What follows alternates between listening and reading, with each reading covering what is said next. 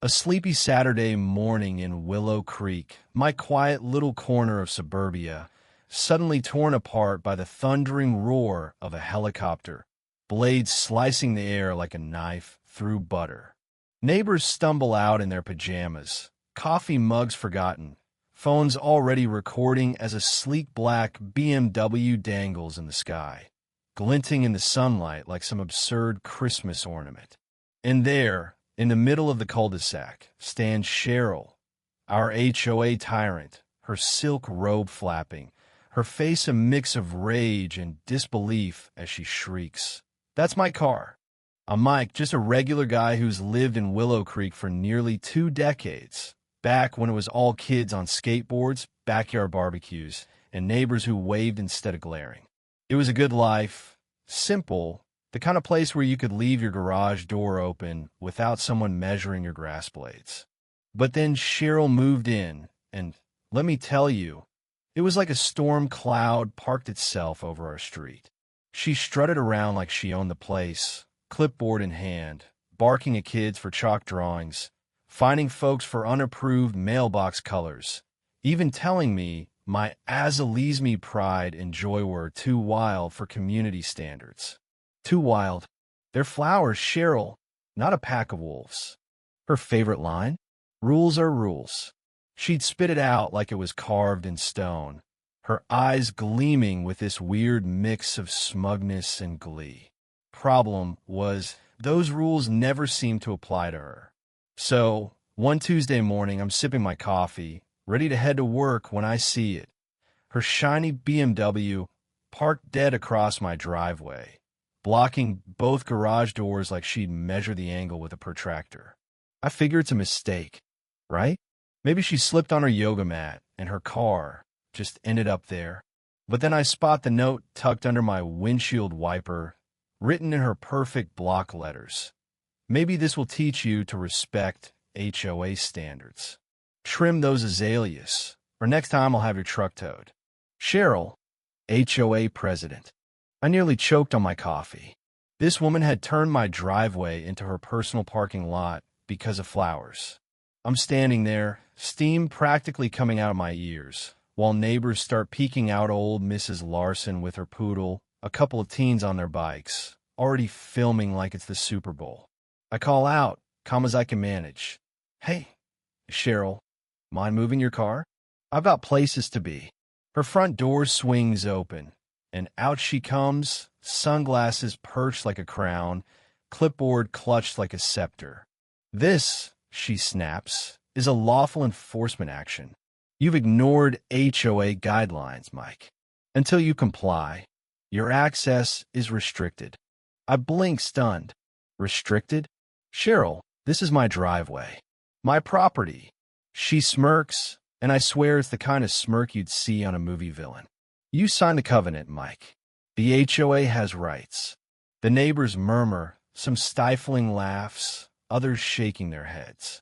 I set my coffee on her hood gently. Mind you, in her gasp could have shattered glass. "Move it," I say, "or I'll have it towed." She laughs, cold and sharp. "Go ahead. The towing company's under our contract. They won't touch my car."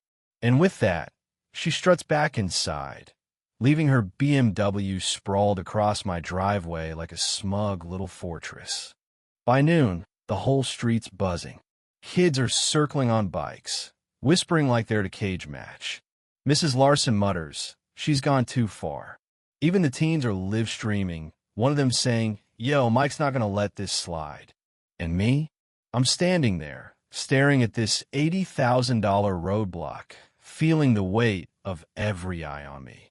It's not just about the car and Marie, it's about Cheryl trying to flex her power, to show everyone she can crush anyone who dares defy her. I'm not just blocked from my garage.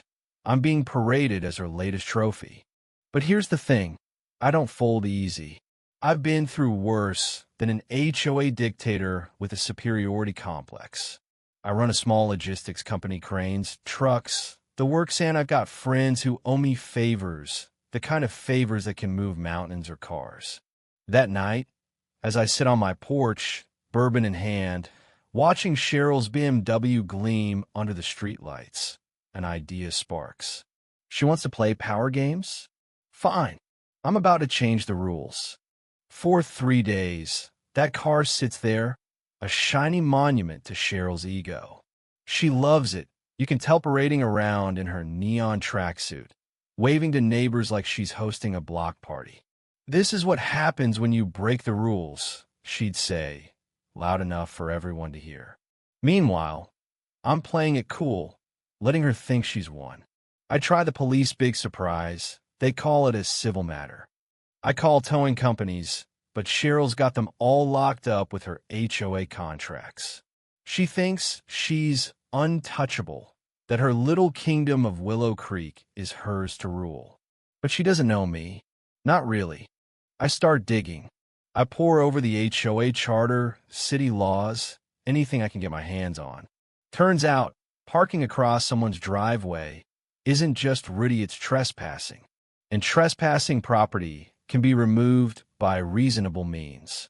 Reasonable, huh? That's when I call my old buddy Jake, who runs a heavy lift helicopter service out by the industrial yards. Jake, I say, you still flying those big birds? He laughs. What do you need moved, Mike? A shipping container. I pause, savoring the moment. A car. A BMW. Parked illegally on my property. Silence. Then a chuckle. You're serious? Send me the address. I'll make it happen. But I don't just want a car gone. I want it to sting. Cheryl's not acting Alanesh got the mayor in her pocket, Tom Reynolds, a slick politician who plays golf with her and lets her run Willow Creek like her personal fiefdom. Rumor is she bankrolled his last campaign, and in return, he looks the other way while she terrorizes us. So, we're better to drop her precious BMW than ride on his pristine country club lawn.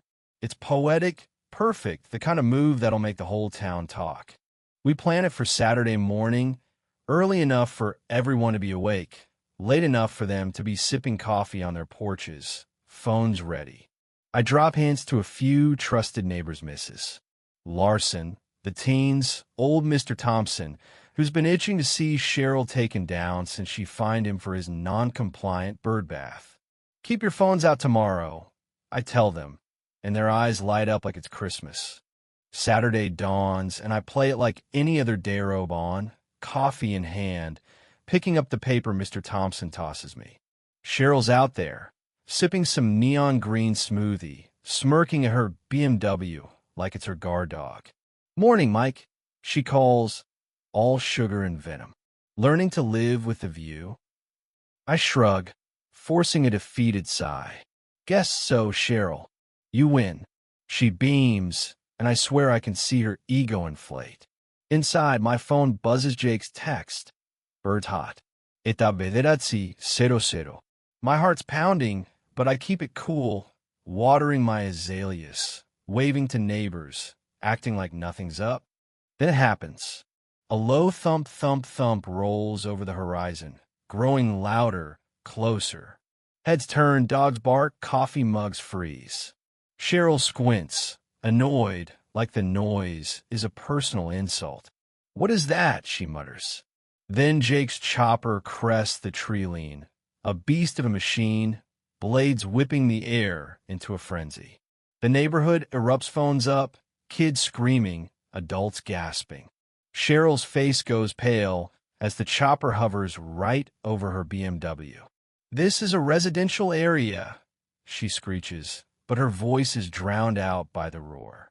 Jake's crew drops down like Navy SEALs, hooking chains to the BMW with surgical precision. Cheryl charges forward, robe flapping, screaming, "That's my car. I'm the HOA president." Stop. But the chains clank tight, and up it goes her precious BMW, rising off my driveway, swaying in the air like a trophy.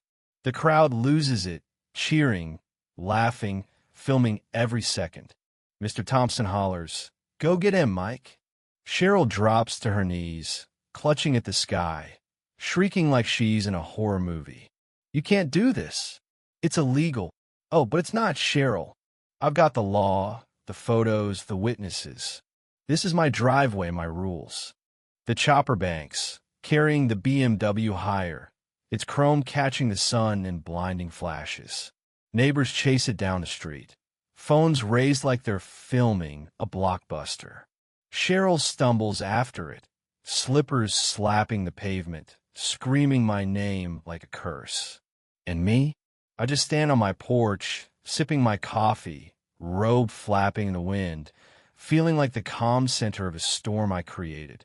But here's the kicker. The neighbors think this is the finale, that the car's headed to some impound lot. They don't know the real plan.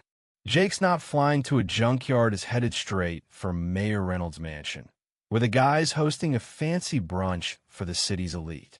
Council members, donors, the whole champagne and caviar crowd. The chopper thunders over town, the BMW dangling like a bizarre chandelier.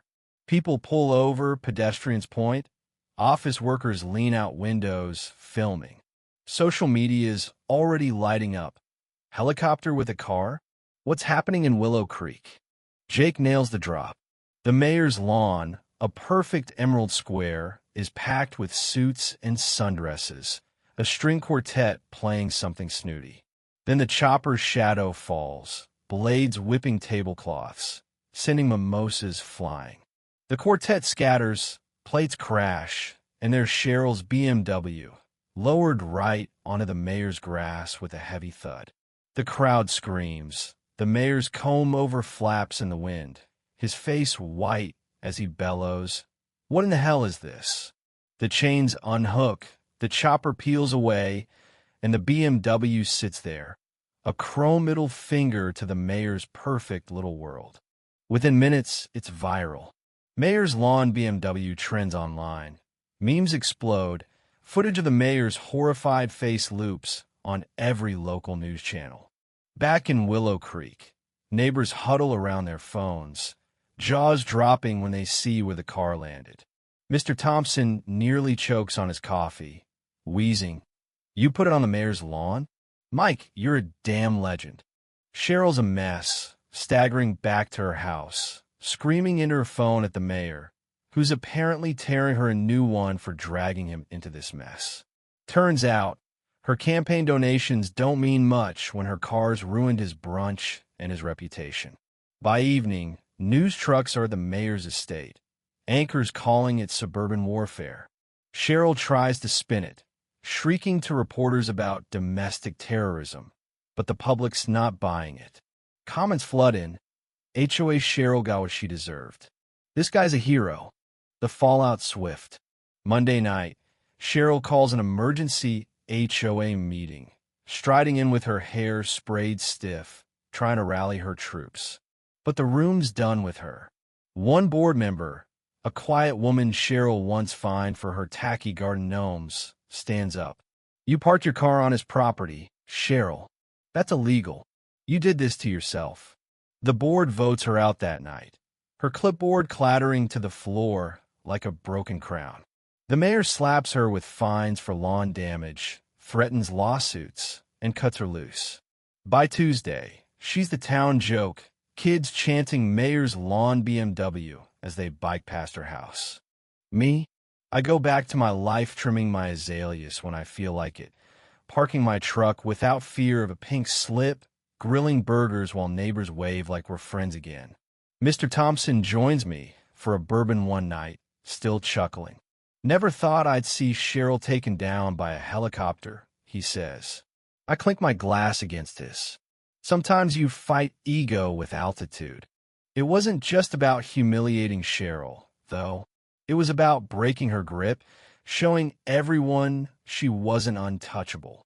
For years, she ruled because we let her too polite, too tired, too scared to push back. But bullies like her thrive in silence. And the moment you shine a light on them, they crumble. Cheryl slunk around for a bit, avoiding eye contact, muttering about unfair treatment. By year's end, she sold her house, her BMW long gone, probably scrapped after the memes made it too infamous to keep. The day her moving truck left, Willow Creek felt like it could breathe again. The air was lighter, the birds louder, the kids freer. Looking back, standing by my azaleas, bourbon in hand, I think about that helicopter, the chains Cheryl scream as her car soared away, the crowd's laughter when it landed on the mayor's lawn. Sometimes the best way to fight a bully isn't quiet, it's loud, bold, and a little bit insane. So what do you think? Was I the hero here, or just a guy who went too far? Drop your wildest HOA stories in the comments. What's the pettiest thing you've seen a neighbor pull? Hit subscribe, because trust me, there's always more drama in suburbia.